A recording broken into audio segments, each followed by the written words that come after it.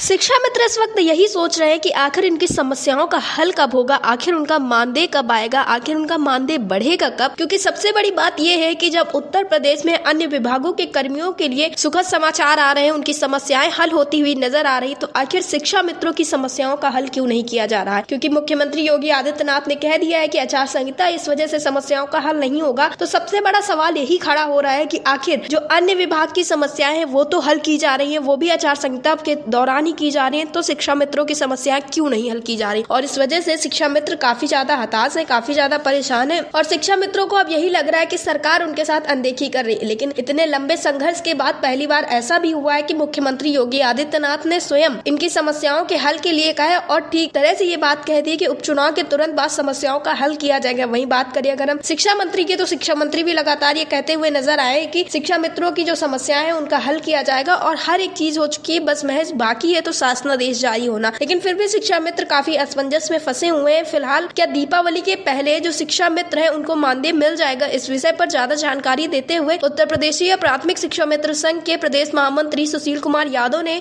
एक वीडियो जारी किया है। उस वीडियो में क्या है आप भी सुनिए। पहला मुख्य मामला है कि हमारे शिक्षा मित्र साथी लगातार सवाल कर रहे हैं। व्हाट्सएप पर आप देख सकते हैं कि किस तरह से उनके द्वारा सवाल किए जाते हैं। ये एक पोस्ट मेरे मोबाइल पर भेजी गई है और इसमें हमारे साथी ने लिखा है, इसमें आचार संहिता का नियम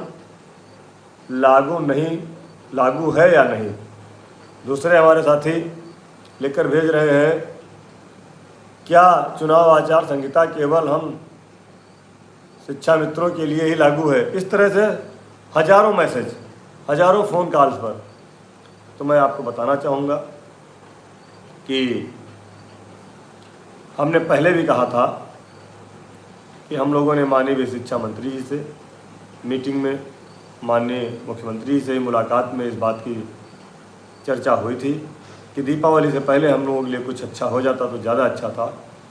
जिस पर उन्होंने ये कहा था कि अभी आपके विषय में जो प्रक्रिया चल रही है वह पूरी नहीं हुई है, वह प्रक्रिया गतिमान है, उनके ही निर्देश पर प्रक्रिया चल रही है, जिसमें हम लोगों की बैठक हो चुकी है। अभी भी शिक्षा मंत्री जी की, विभागीय अधिकारियों की, माननीय मुख्यमंत्री जी के साथ बैठक होना है और वह बैठक होने के बाद उसमें माननीय मुख्यमंत्री जी द्वारा निर्णय लिया जाना है। यह हमने आपको पिछले वीडियो में बताया था, आज ही बता रहे हैं। लेकिन गुमराह कुछ लोग कर देते हैं व्हाट्सएप ग्रुप में लिख करके, तो इसीलिए मैं आपसे कहता हूं कि हमारे 1,42,000 के लगभग शिक्षा मित्र साथी हैं। मुख्य मामला यह है कि अभी तक हमारी प्रक्रिया पूरी नहीं हुई है और हमारी प्रक्रिया पूरी होगी। माननीय मुख्यमंत्री जी निर्णय लेंगे, उन्होंने हमें भरोसा दिलाया है और हमें उन पर पूरा भरोसा है। माननीय शिक्षा मंत्री जी ने भी कहा था और पुनः उनसे हमारे पदाधिकारियों ने मुलाकात की, उसके बाद भी उन्होंने कहा था कि जल्दी ही माननीय मुख्यमंत्री से मिल करके आपकी समस्याओं का समाधान हम कराएंगे। इसलिए आप लोग सही जानकारी लीजिए। तो मैं ये कह रहा था कि आचार संहिता को लेकर के आप लोग इतना भ्रमित ना होइए। यह आचार संहिता ऐसी नहीं है कि जिसमें हमारा कुछ काम ना हो। हमारा कार्य चल रहा है, प्रगति पर है। माननीय मंत्री जी, मुख्यमंत्री जी से मिल करके जल्दी इस पर निर्णय होगा और हमारे पदाधिकारी, हमारा संगठन लगातार संपर्क में है। दूसरी बात, आप देख रहे थे मानदेय को लेकर के बहुत भ्रम की स्थिति है। कोई कह रहा है शासन से पास हो गया, कोई कह रहा है कि सरकार ने भेज दिया, कोई कह रहा है आज आ जाएगा। तो हम ठीक है, आप जिसकी जितनी सूचना जहाँ से भाई अपना ले पाता है वो आपके बीच में देता है, लेकिन सूचना भी सही होनी चाहिए। ये हमारा आपसे आग्रह है, निवेदन है। 21 तारीख को हमने माननीय मुख्यमंत्री कार्यालय में एक मेल भी भेजा था। उसी पत्र को टैग करके हमने एक मेल भी भेजा था कि शिक्षा मित्रों को दीपावली से पहले मानदेय दिया जाए। उसका जवाब भी हमारे पास आया। प्रिय महोदय, आपका ईमेल माननीय मुख्यमंत्री कार्यालय को प्राप्त हुआ है और लगातार उस पर कार्रवाई भी चल रही है, ये मुझे आश्वस्त किया गया। फिर हमने उसी दिन पत्र एक माननीय मुख्यमंत्री जी के आवास पर बाई डाक, सरकारी डाक से भी भेजा। कि किसी भी, आप देख सकते हैं माननीय मुख्यमंत्री जी के आवास पर हमने एक पत्र भेजा कि साथियों का मानदेय दीपावली से पहले प्राप्त हो जाए। तो देखिए, काम करना पड़ेगा, काम करेंगे तभी काम होगा। और मुझे ये बताते हुए खुशी हो रही है कि आप सभी साथियों को मानदेय दीपावली से पहले मिलेगा। ये हर्ष का विषय है।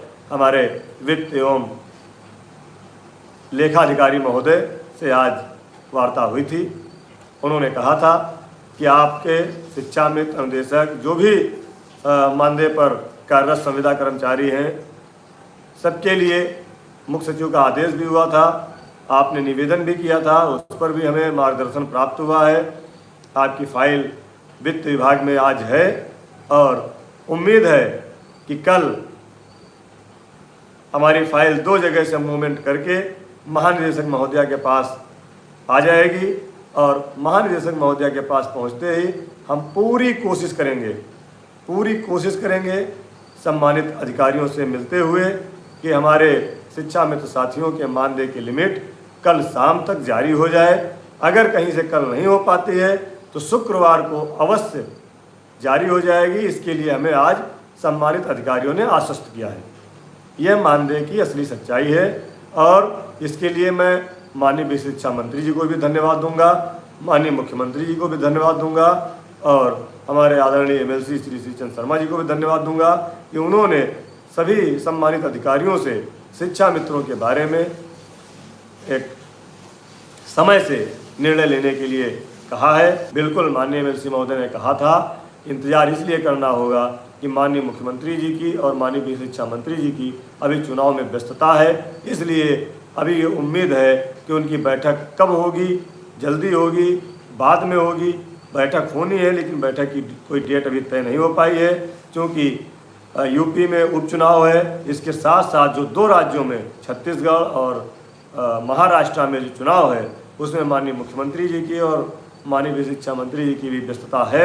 इसलिए ये हम लोग सोच रहे थे और आज ये सोच रहे हैं कि आचार संहिता में अगर सारी प्रक्रियाएं इधर पूरी हो जाएंगी तो आचार संहिता के बाद माननीय मुख्यमंत्री जी जरूर हमारे बारे में निर्णय लेंगे। और इस आचार संहिता के प्रभाव के कारण हमारा काम नहीं रुका है, हमारा काम सिर्फ इसलिए रुका है कि अभी हमारी प्रक्रिया पूरी नहीं हुई है।